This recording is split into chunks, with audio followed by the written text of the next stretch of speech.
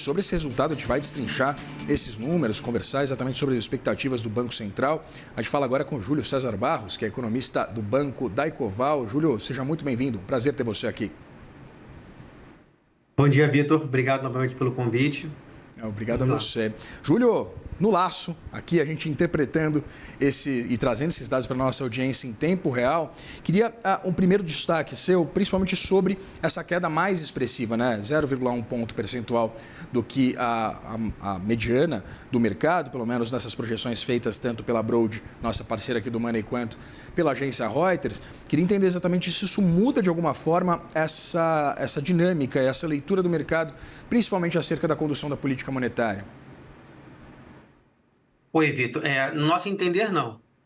Como já era esperado, os itens que puxam a inflação para baixo esse mês são itens voláteis e alguns temporários, como você comentou no início da programação em relação ao bônus de Itaipu, né, que gera um desconto temporário nas contas de energia elétrica e, portanto, foi o principal driver para puxar a inflação para baixo, essa prévia de inflação nesta leitura, mas a gente sabe como é um desconto temporário, no mês seguinte isso tem a reversão. Além disso, a alimentação do domicílio também era esperado que tivesse com uma deflação. No caso particular dessa leitura, ele veio até um pouquinho com uma deflação até um pouco maior do que a gente estava esperando, que era mais ou menos algo em torno de 0,6, 0,7, então veio um pouco maior, mas perdendo força em relação à leitura anterior. E daqui para frente, o que a gente deve observar a partir daí é que essa deflação sazonal ela vai ficando para trás e o que fica no radar, evidentemente, são os riscos, sobretudo no último trimestre, relacionados ao evento do El Niño. Além disso, nessa leitura desse mês, a passagem aérea também foi um outro fator importante que contribuiu para baixo e, portanto, para essa surpresa desse 0,1 acima, né, da expectativa, com uma deflação um pouco maior na passagem aérea, a gente tinha em torno de 0,6, veio 13% de queda, 6%, veio 13% de queda, então, portanto, também contribuiu, mas é um item extremamente volátil e, portanto, o Banco Central, no final das contas, o que ele está olhando é a parte de serviços. E a parte de serviços, me parece, mais ligados ao núcleo da inflação, porque é aquela que é mais perene, é aquela que, de certa forma, no médio prazo, que estabelece ali a relação, é mais sensível à política monetária, é a que tem a relação com a atividade econômica. Então, essa inflação em particular, que são os núcleos, que é o núcleo da inflação, esse veio pior, né? O núcleo de serviços, que é o serviço subjacente, a gente tinha uma expectativa em torno de 0,3, veio 0,5, com itens também um pouco específicos, como cinema, lazer, que também acaba tendo um pouco de reversão, né? Diz menos sobre a atividade econômica como um todo e o estado da economia como um todo, mas também acabou contribuindo ali para puxar o número um pouquinho de núcleos para cima, mas a atenção maior, evidentemente, ocorre naquele grupo que a gente chama de intensivos em trabalho, que são diversos itens dentro da inflação, mais associados ao mercado de trabalho. Júlio, você falava exatamente sobre esse núcleo inflacionário, o comportamento um pouquinho, né, divergente das projeções feitas por vocês em relação ao setor de serviços. Eu queria entender, então, a partir desses dados, evidentemente esse dado é a prévia da inflação oficial do país, não é a inflação fechada do mês, mas a gente pode considerar, então, que aquela tese de que haveria espaço para um corte de 25 pontos base no mês de setembro se mantém, mas ainda não tem como a gente projetar qualquer tipo de novo corte. A gente deve ter ainda a manutenção de uma Selic, então, a manutenção da perspectiva de uma Selic de 13,75% ao final do ano, é isso? Na verdade, o Banco Central, evidentemente que ele olha para os dados correntes da inflação, e esse dado na ponta é um dado importante, mas ele, é um dado, né? Ele não diz o cenário como um todo. O Banco Central, evidentemente, está olhando o cenário como um todo, e esse cenário como um todo, o que ele traz para a gente? A gente, na verdade, vem num processo de atividade econômica desacelerando. Inclusive, a gente aqui entende que o mercado de trabalho até já mostra alguns sinais de mais moderação, vis-à-vis o que a gente já vinha vendo um tempo atrás. Então, isso é um fator importante.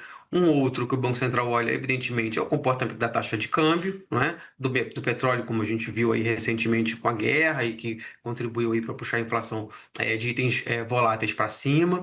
Então, o Banco Central está olhando o quadro como um todo. Não me parece que esse número de hoje ele é capaz de mudar o cenário completo, né? A gente já vinha com um desafio importante sobre o núcleo de inflação.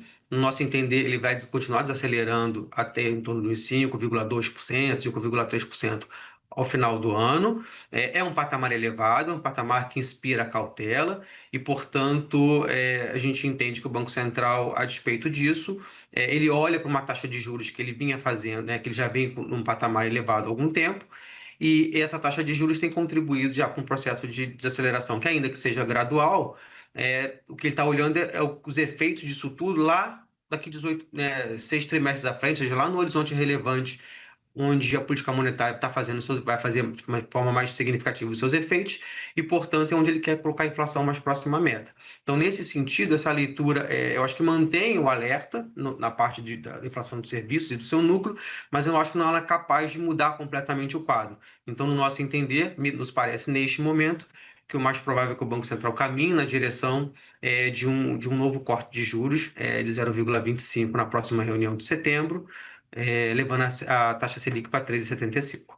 E pausando a partir daí para poder olhar justamente esses efeitos. Júlio, eu queria entender, a partir, evidentemente, dessa interpretação em relação à incorporação dos bônus de Itaipu nas contas emitidas no mês de agosto, nas contas de luz. A gente pode esperar um comportamento contrário, então, nesses dados, né? Seja o IPCA fechado, seja o IPCA 15 de setembro, um avanço mais significativo exatamente porque não vai ter essa contaminação exatamente por esse ingresso, né? Esse crédito para a conta da população? Sem dúvida, do ponto de vista de variação da taxa de inflação, da inflação, o que a gente vai ter nesse mês, como você viu, né, uma deflação hoje de 0,40, a gente tinha 0,18 de deflação para o IPCA fechado do mês. Esses dados de hoje colocam um viés de baixa nessa projeção, então possivelmente sendo um pouquinho mais deflacionário do que o número atual que a gente tem. E quando a gente passar para o mês de setembro, com a reversão desse desconto das contas de energia elétrica, o que a gente deve observar é uma inflação em setembro mais próximo da casa de 0,5%, 0,6%. Então, portanto, deixando de lado justamente esse desconto. Para o ano como um todo, nossa expectativa para a energia elétrica é em torno de 5%. A gente tem bandeira de energia elétrica verde para o final do ano, né? Amarela, né, daqui até novembro, e novembro passando para a bandeira verde. É o quadro que a gente está olhando. Caso seja diferente do que a gente está enxergando e ela permaneça no patamar amarela, né, que gera uma cobrança extra na energia elétrica, a gente teria ali mais 10 bips, né, 0,10 pontos percentuais de alta na nossa projeção de inflação para o ano, que hoje é de 5%.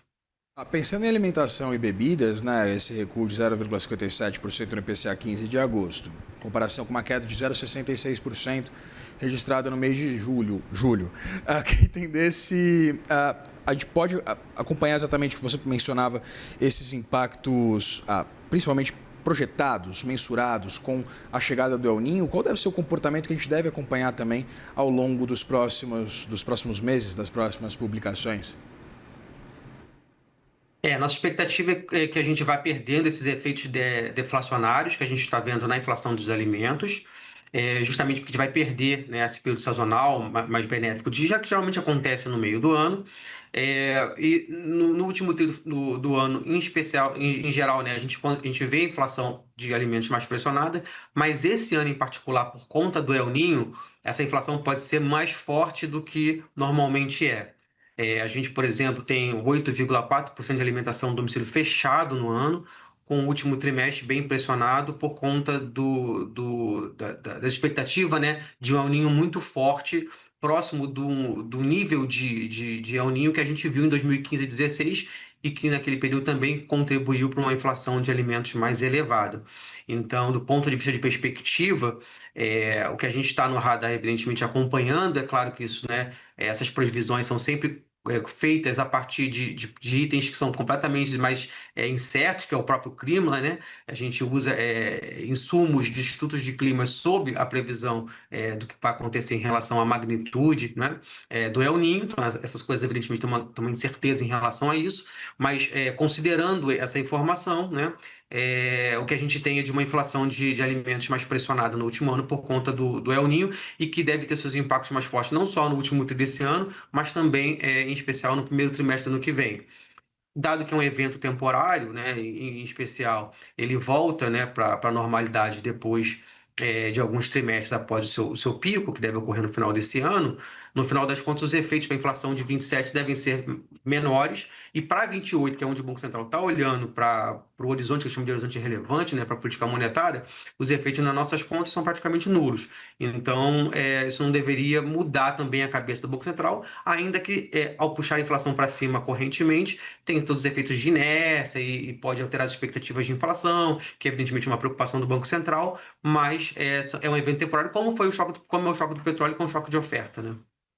Julio, se a gente olhar para o setor, né, para o grupo de transportes, a gente tem sim o impacto da passagem aérea, né, sobre o qual a gente já comentou, mas a gente tem uma queda de 1%. Eu queria correlacionar esses dados, junto, né, evidentemente, com essa volatilidade tão significativa que a gente tem acompanhado do preço do barril do petróleo e o quanto, de fato, a gente pode projetar, né, ou ter algum tipo de previsibilidade em torno do comportamento dos preços no mercado interno, nesse cenário de bastante incerteza, com uma flutuação tão significativa dos preços do barril. Sem dúvida, né? O preço do petróleo, evidentemente, que ele afeta a gente não só, né, pela via, né, como você acabou de comentar, em relação aos preços dos combustíveis em geral, né? Afetando aí não só, né, principalmente gasolina de avião, mas também gasolina, diesel, etc. O que a gente tem hoje é o subsídio, né? Por exemplo, a gasolina, que permite, na verdade, a gente não estar tendo esse transbordamento em maior magnitude para os combustíveis, gasolina como um todo. Inclusive nessa leitura, né, a gente teve deflação da gasolina, mas evidentemente que é uma pressão que fica no radar e que, se permanecer evidentemente o petróleo pressionado por muito tempo, a própria política tem uma dificuldade de continuar gerando de existir, né, evidentemente, e continuar gerando, evidentemente, essa reação. Do ponto de vista de passagens aéreas, é sempre muito difícil, evidentemente, a gente conseguir fazer ali a precisão exatamente de cada item. Lembrar que passagens aéreas, o que a gente está vendo no IPCA 15 de hoje foi o coletado há 60 dias atrás, então tem toda essa defasagem grande, mas no final das contas, o que fica no radar é esse elevado grau de incerteza sobre esse item, que é um item importante, mas é um item volátil, né? Então, novamente, né, em geral, quando a gente olha para outros momentos do passado, onde a gente teve choques de petróleo, a gente viu evidentemente que após um período ele volta para aquilo que deveria ser o seu custo marginal, o que deveria ser a sua estabilidade ali, que refletiria, né, a sua estrutura desse segmento, né? Então, no final das contas, é um pouco disso. A gente olhar a curva futura de petróleo, a respeito dessa volatilidade no curto prazo, ela não tem alterado tanto. Então, para a média de final de ano, continua se observando algo em torno de $80 o barril, 78, $80 o barril, né? Então, portanto, não tem alterado tanto o quadro quanto se esperava, do ponto de vista, né, do que eu estou olhando aqui do Banco Central, né, olhava anteriormente. Mas, evidentemente, é algo a se observar e acompanhar. Sem dúvida. A ver. Conversei com o Júlio César Barros, economista do Banco da Ecoval. Júlio, muito obrigado pela disponibilidade de conversar com a gente. Obrigado, um bom dia para você e para todos que nos acompanham. Até mais. Ótimo dia, até mais.